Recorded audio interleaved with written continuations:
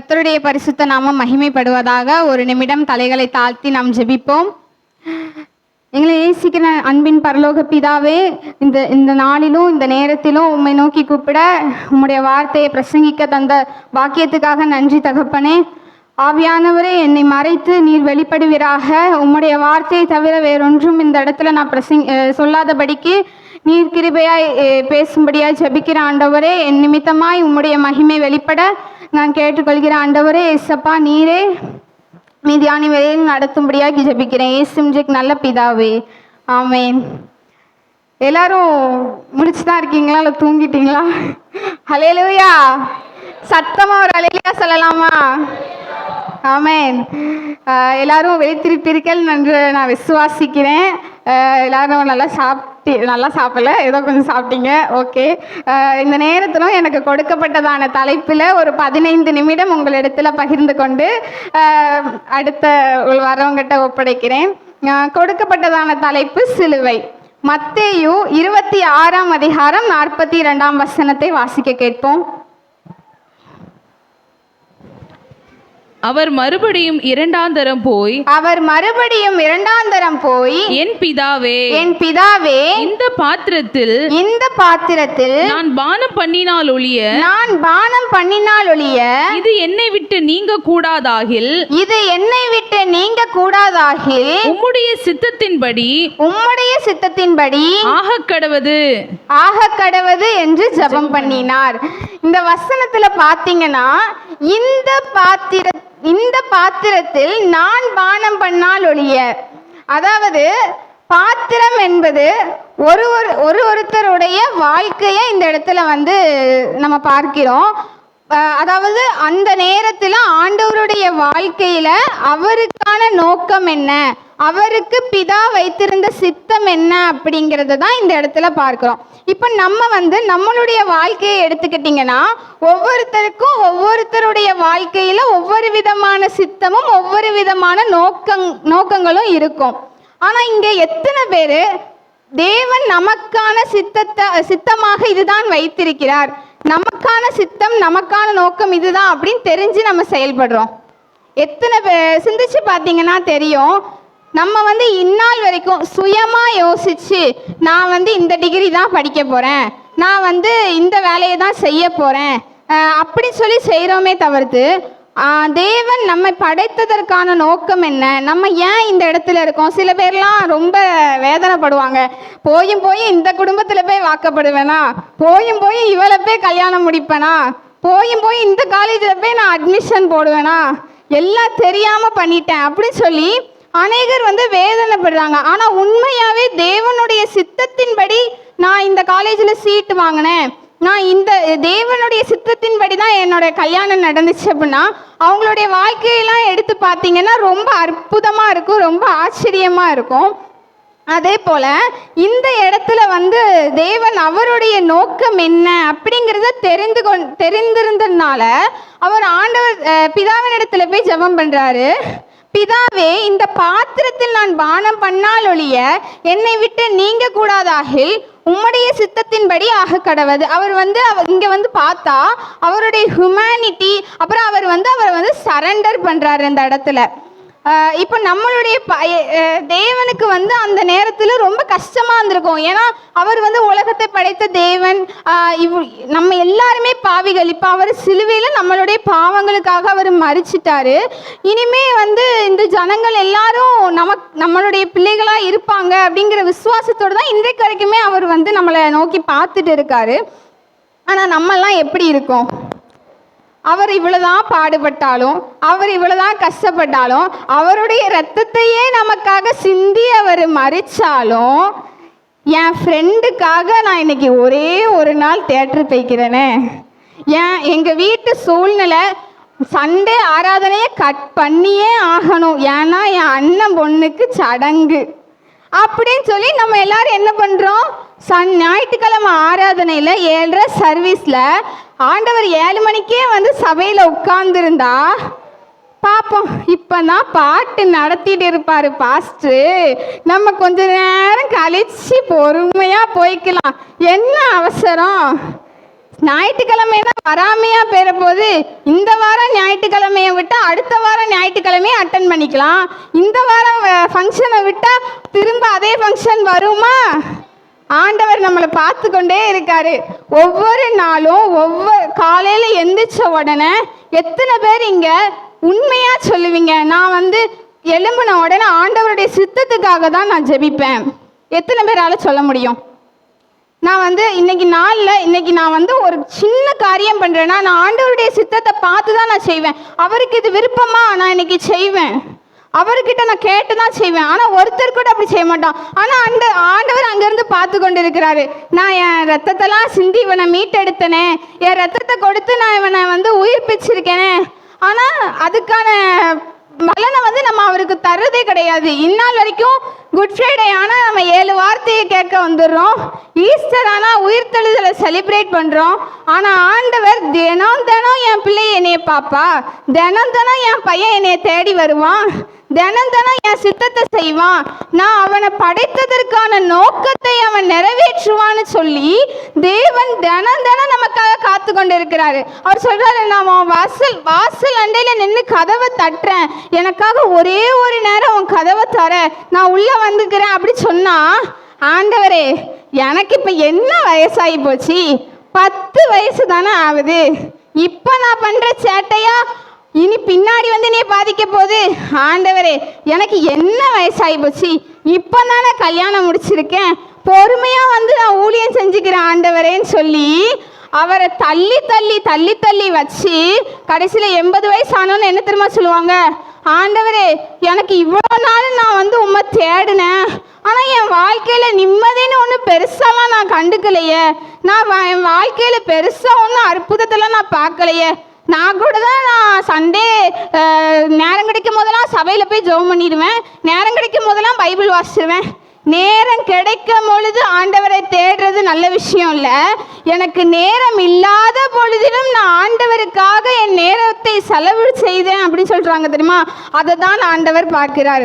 உனக்கு நேரம் இருக்கும் போது நீ என்னைய தேடி வரக்கூடாது, நேரமே இல்லாத நேரத்திலையோ ஆண்டவரேன்னு போய் அவரோட பாதத்தை பிடிச்சி உட்கார்றீங்கல்ல, அப்போ தான் ஆண்டவர் அதை பார்த்து என்னுடைய சித்தத்தை நிறைவேற்றும்படியாய் என் பிள்ளை என்னை பார்க்க வந்திருக்கிறான்னு சொல்லி நீ கேட்கிற காரியம் உனக்கு நடைபெறும். அப்பதான் நம்ம சும்மா ஆண்டவரே டெய்லி நான் ஜெபிக்கேன், எனக்கு இது தாங்க, எனக்கு இப்போ இது வேணும் அப்படின்னு சொல்லி டெய்லி கேட்கறதுனால மட்டும் உனக்கு நடந்துராது. நமக்கு ஒன்று நடக்கணும் அப்படின்னா இது கர்த்தருடைய சித்தமா, இது என் வாழ்க்கையில் நடக்கணும்னா ஆண்டவர் என்னை கொண்டு என்ன சித்தம் வைத்திருக்கிறார் என்பதை நோக்கத்தை தெரிந்து கொள்கிறவர்களாய் நாம் காணப்பட வேண்டும். சிலுவையிலே அன்று பிதாவினுடைய சித்தத்தை நிறைவேற்றும்படியாய் கர்த்தர் அவரை ஒப்பு கொடுத்தார். அதே மாதிரி நம்மளுடைய பாத்திரங்கள் இப்போ ஒவ்வொரு பாத்திரமும் ஒவ்வொரு விதமாக இருக்கும். இப்போ சோறு பொங்குற பானையில் போய் நம்ம கூட்டு வைக்க முடியாது, கூட்டு பொங்குற பானையில் போய் கூட்டு வைக்கிற பானையில் போய் குழம்பு வைக்க முடியாது. அதே மாதிரி ஒவ்வொரு பானைக்கும் ஒவ்வொரு இது இருக்கும். நான் சோறு பொங்குற பானை தான், ஆனால் என்னில் கூட்டு வைங்க அப்படின்னு சொன்னால் கண்டிப்பாக முடியாது. அப்படி தானே? அல்லேலூயா. தூங்கலையே யாரும், விசுவாசிங்க. ஆமாம், நம்ம இப்போ அதே மாதிரி தான் ஆண்டவர் உங்களை இந்த குடும்பத்தில் வைக்கணும், உங்களை இந்த சபையில் வைக்கணும், உங்களை இந்த இடத்துல அதிகாரியாக வைக்கணும் அப்படின்னு சொன்னால் உங்களை குறித்த ஏதோ ஒன்று அந்த இடத்துல நிறைவேற வேண்டிய இருக்குங்கிற காரணத்தினால தான் அங்கே ஆண்டவர் உங்களை வைத்திருக்கிறார். குயவன் களிமண்ணை எடுத்து பிசைஞ்சு அதை அவன் பானையாக கன்வெர்ட் பண்ணும் போது அந்த களிமண்ணை மிதிப்பார், அப்புறம் அதை செதுக்குவாங்க. அதை செதுக்குனதுக்கு அப்புறமா அதுக்கு ரிலீஃப் கிடைக்குமா? இல்லை. அதை செதுக்குனதுக்கு அப்புறம் அதை அடுப்பில் அந்த நெருப்பில் போட்டு அதை நல்ல சூடு பண்ணுவாங்க. அப்போதான் அந்த பாத்திரம் முழுமையாக மாறும். சரி, இப்போ பாத்திரம் முழுசாக மாறிடுச்சு, அதை எடுத்து கொண்டு போய் நம்ம ஷோகேஸில் வச்சுருவோமா? வைக்க மாட்டோம். அதை கொண்டு எங்கே வைப்போம்? அடுப்பில் தான் கொண்டு வைப்போம். திரும்பவும் அது என்ன பண்ணுது? அடுப்பில் நெருப்பில் தான் இருக்குது. ஆனால் அப்போ அந்த பாத்திரம் என்னவா இருக்குது? நமக்கு பிரயோஜனமாக இருக்குது. நாமளும் இன்னைக்கு ஆண்டவருடைய நோக்கம் என்ன, அவருடைய சித்தம் என்னன்னு தெரிஞ்சுக்கிட்டு நடந்தா அநேகருக்கு நம்மை பிரயோஜனம் உள்ளவர்களாய் மாற்றுவார். ஆமென். ஹல்லேலூயா. விசுவாசிக்கிறீங்களா? ஹல்லேலூயா. மத்தேயு 7:21 என் பிதாவின் சித்தத்தின்படி செய்கிறவனே பரலோக ராஜ்யத்தில் பிரவேசிப்பான். ஆமென். பிதாவின் சித்தத்தின்படி செய்கிறவனே பரலோக ராஜ்யத்தில் பிரவேசிப்பான். இந்த இடத்துல ஆண்டவர் நமக்கு என்ன சொல்றாரு? நீ உலக காரியத்திற்காக மாத்திரம் அல்ல, உலக காரியத்திற்காக மாத்திரம் நான் உன்னை தெரிந்து கொள்ளல. உலகத்துல நீ ஒருத்தனை சந்தோஷப்படுத்துறதுக்காகவோ இல்ல உன் குடும்ப மக்களை சந்தோஷப்படுத்துறதுக்காகவோ நான் உன்னை தெரிந்து கொள்ளல. பரலோக ராஜ்யத்திலையும் நீ வந்து மகிமைப்படணும்னு சொல்லி தான் நான் உன்னை தெரிந்தெடுத்திருக்கேன். இந்த பூமியில உங்களெல்லாம் தெரிந்து கொண்டதற்கான நோக்கம் என்னன்னா, உன் நிமித்தமாய் அநேகர் பரலோக ராஜ்யத்திலே பிரவேசிக்க வேண்டும் தான் ஆண்டவர் வந்து நம்மளை எல்லாமே தெரிந்தெடுத்து வச்சிருக்காரு. நல்லா யோசிச்சு பாருங்க, எத்தனை பேர் இன்னைக்கு வரைக்கும் கூட தான் உட்காந்துருப்பாங்க, கூட உட்காந்து ஒரே இலையில சாப்பிடுவாங்க. ஆனால் அவங்களுக்கு நம்ம ஆண்டவரை பற்றி சொல்கிறதே கிடையாது. ஆண்டவர் பார்த்து கொண்டே இருக்கிறாரு. நான் உனக்கு மகிமைப்பட்டேன், நான் உன்னை வந்து உன் மேலே ஒரு அக்கறை வச்சிருக்க போய் நான் உன்னை எடுத்தேன். ஆனால் நீ என்னை எத்தனை பேருக்கு போய் சொன்ன? எத்தனை ஆத்துமாக்கள் இன்னைக்கு வந்து வம்பா போயிட்டு இருக்கு. அவங்களெல்லாம் நம்ம வந்து ஒரு கேர் பண்ணிக்கவே இல்லை. உண்மையாகவே நம்ம ஆண்டவருடைய அன்பை வெளிப்படுத்துகிறவர்களாக இருந்தால் அநேகருக்கு இன்னைக்கு நம்ம ஆண்டவர்களை பற்றி சொல்லியிருக்கணும். ஆமென். இரண்டாவதாக 1 யோவான் 5:14-15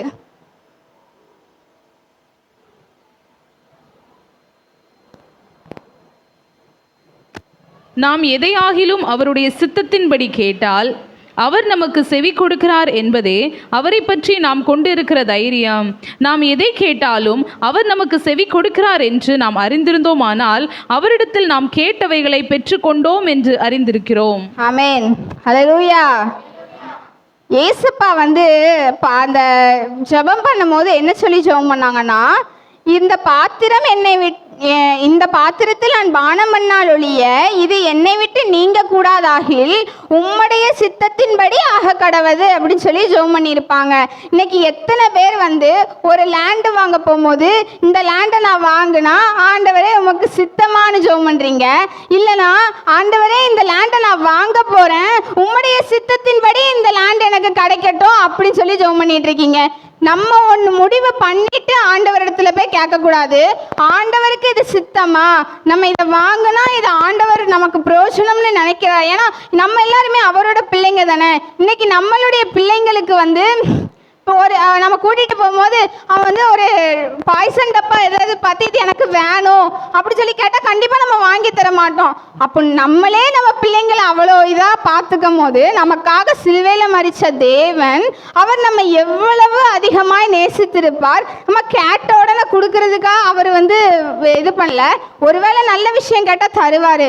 ஆனால் இன்னொன்று என்னென்னா, இப்போ நீங்கள் ஜெபிக்கும் பொழுது தேவனுடைய சித்தம் என்ன அப்படிங்கிறத தெரிந்து ஜெபிக்கணும். சும்மா போய் ஆண்டவரே எனக்கு இந்த கார் வந்து நான் வாங்க போகிறேன் எனக்கு வேணும் அப்படின்னா சப்போஸ் ஆண்டவர் கொடுத்துருவாரு, நீ கேட்டல்லப்பா அதான் கொடுத்தேன். ஆனால் அதனால வர்ற பாடுகள், அதனால் வர்ற வேதனைகளுக்கு இவங்க என்ன தெரியுமா சொல்லுவாங்க? இவங்களே போய் கடன் வாங்கிட்டு எல்லாத்தையும் வாங்கிப்பாங்க. ஆனால் கடைசியில் சொல்லுவாங்க, ஆண்டவரே நான் உங்கள்கிட்ட சொல்லிட்டு தானேப்பா செஞ்சேன், எனக்கு ஏன் இவ்வளோ பாடு? ஆண்டவர் கேட்பாரு, நான் உன்கிட்ட சொன்னேனா? வாங்கு நான் உன்கிட்ட சொன்னேனா? அப்படியே ஆண்டவர் கேட்பாரு. அதுக்கு நம்ம பதில் சொல்லணும். ஆண்டவர் சொல்லாமல் செஞ்சுட்டு அதில் வர்ற பாடு வேதனை எல்லாத்துக்கும் ஆண்டவர்கிட்ட போய் நிற்கிறது பிரச்சனை இல்லை. ஆண்டவரே குறை சொல்லுவாங்க, நான் உம்மிடத்துல சொல்லிட்டு தானே செஞ்சேன், எனக்கு அப்போ ஏன் இந்த வேதனையை வர வச்சிங்க அப்படின்னு சொல்லி கேட்பாங்க. இதெல்லாம் ரொம்ப தப்பானது. பைபிளில் பார்த்தீங்கன்னா ஆபிரகாமுக்கு வந்து குழந்தை இல்லாமல் இருந்துச்சு. அநேகர் இதை பற்றி பேசினாங்க. ஆபிரகாமுக்கு குழந்தை இல்லாமல் இருந்துச்சு, அவன் வெயிட் பண்ணான். அதே மாதிரி மோசே 40 வருஷம் இஸ்ரவேலர்களை வந்து நடத்தினாரு. அப்போ வந்து மோசேக்கு வந்து ஆசை விருப்பமே இல்லையா? மோசேக்கு வந்து நான் இதை பண்ணணும் அப்படிலாம் அவருக்கு தோணியிருக்காதா? அவருக்கும் தோணியிருக்கும். ஆனால் தேவனுடைய சித்தம் அவரை கொண்டு இந்த ஜனங்களை நடத்தணும் அப்படிங்கிறதுனால அவர் வந்து அவரை ஒப்பு கொடுத்தாரு.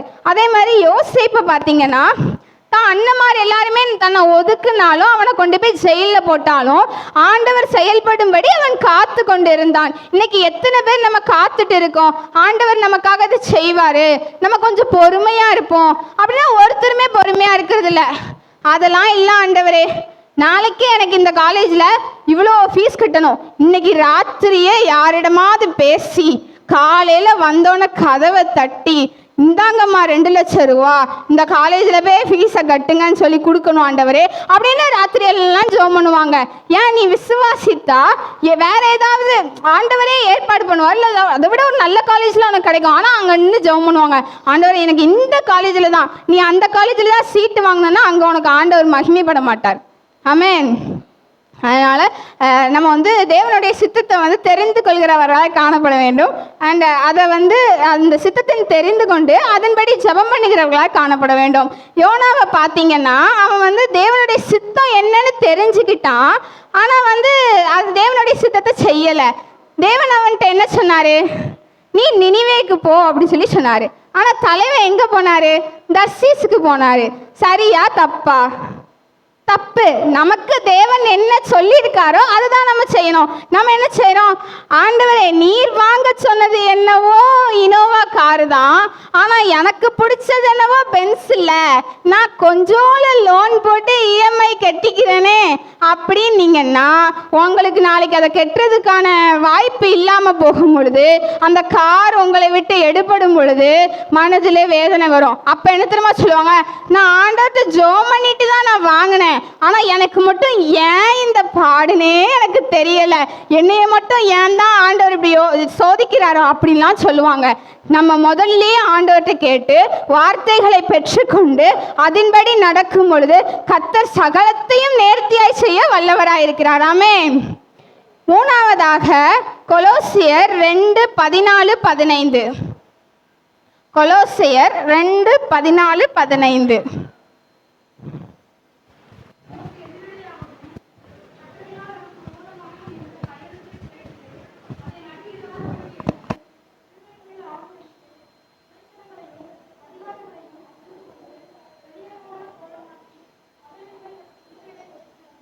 ஆமென்.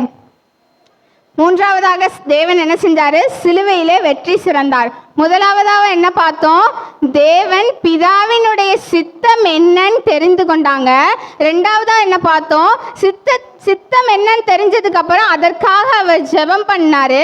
மூன்றாவதா அவர் சிலுவையிலே வெற்றி சிறந்தார். 2 காரியம். அவர் சித்தத்தை தெரிந்து கொண்டார், அதற்காக ஜெபித்தார். மூன்றாவது, சித்தத்தின்படி செய்ததினால அவர் வெற்றி சிறந்தார். அவர் யாரை காலின் கீழே மிதித்தார்? சாத்தானை காலின் கீழே மிதித்தார். இன்னைக்கு உபவாச ஜெபம் வச்சா வர்றதில்ல. கேட்டால் பாஸ்டர் எனக்கு அந்த வேலையாயிட்டு, பாஸ்டர் எனக்கு இந்த வேலையாயிட்டு. நல்லா யோசிச்சு பாருங்க, இன்னைக்கு முழுகிற ஜெபத்துக்கு எத்தனை பேர் நம்ம வரோம்? கிளம்பலாம் நினைப்பாங்க, ஆனால் முடியாது. கேட்டால் ஒரே டயர்டு பாஸ்டர், எந்திக்கவே முடியல, அதனால நான் படுத்து தூங்கிட்டேன் அப்படி சொல்லுவாங்க. வாரேன் பாஸ்டர், கிளம்பிட்டே இருக்கேன், இந்த வீட்டு வாசல்ல காலை வச்சுட்டேன் பாஸ்டர் அவங்க. ஆனால் அவங்க தூங்க போயிடுவாங்க. ஏன்னா பிசாசானவன் ஏசப்பாவை பல இடங்கள்ல சோதிச்சான். ஏசப்பா ஜெபம் பண்ணும்போதா இருக்கட்டும், அவர் சிலுவையில் அறைய கொண்டு போகும்போது கூட பிசாசு எதுக்காக வெயிட் பண்ணா?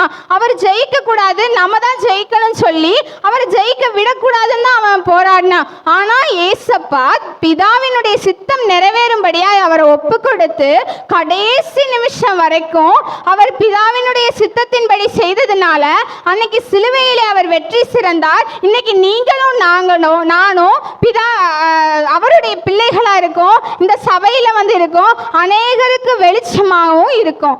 ஆமென். ஹல்லேலூயா. அவர் சிலுவையிலே வெற்றி சிறந்தார். இன்னைக்கு நம்ம வாழ்க்கையிலையும் வெற்றி சிறக்க போகிறோம். ஆமென். விசுவாசிக்கிறவங்களாம் ஒரு ஹல்லேலூயா சொல்லலாமா? ஹல்லேலூயா. ஆமென். சிலுவையை பற்றிய உபதேசம் கெட்டு போகிறவர்களுக்கு பைத்தியமா இருக்கிறது, ரட்சிக்கப்படுகிற நமக்கோ அது தேவ பலனா இருக்கிறது. ஆமென்.